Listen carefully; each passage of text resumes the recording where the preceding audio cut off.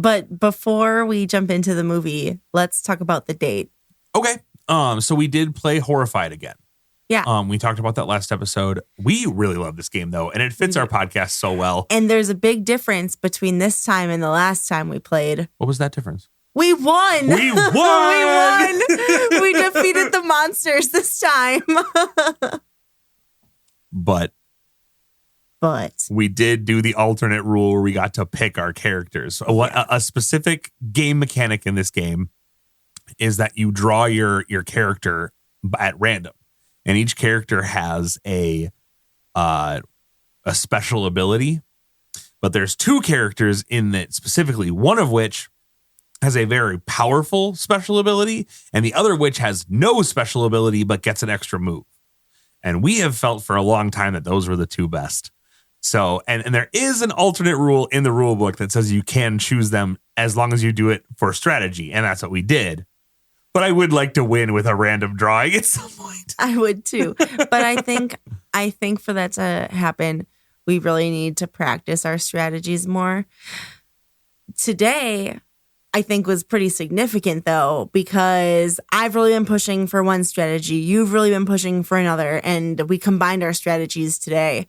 And yes, we slaughtered. We did. We killed. First, we took out Drac. Then we took out, who came out next? Wolfman. Yep. Then we got Wolfman.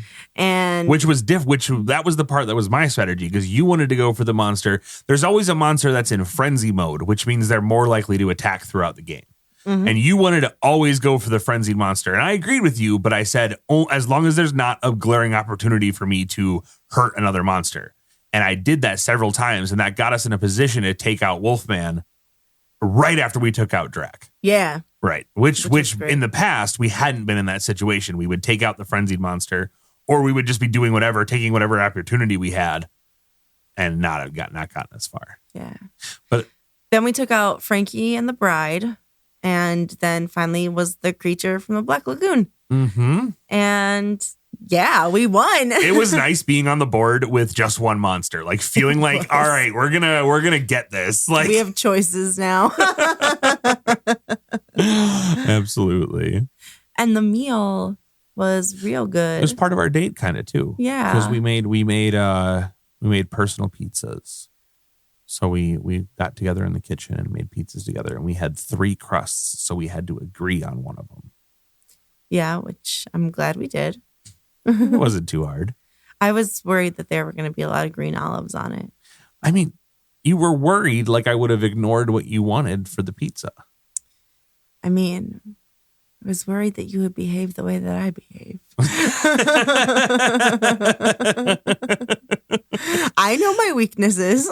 I mean, fair enough. No, but I wouldn't insist that anything. That was why we each got our own. I put the green olives on mine. And if we had pineapple, you would have put pineapple on yours, but not on the shared one.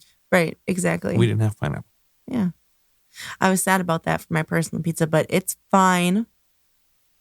It was actually excellent because nobody was sacrilegious in the house. Every pizza, I guess. I mean, you shouldn't have pineapple on any pizza.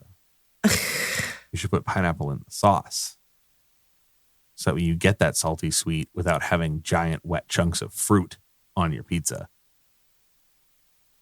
My eyes are practically living on our ceiling right now. It's like I do legitimately feel the way about putting tomatoes on your pizza. It's like they should be in the sauce.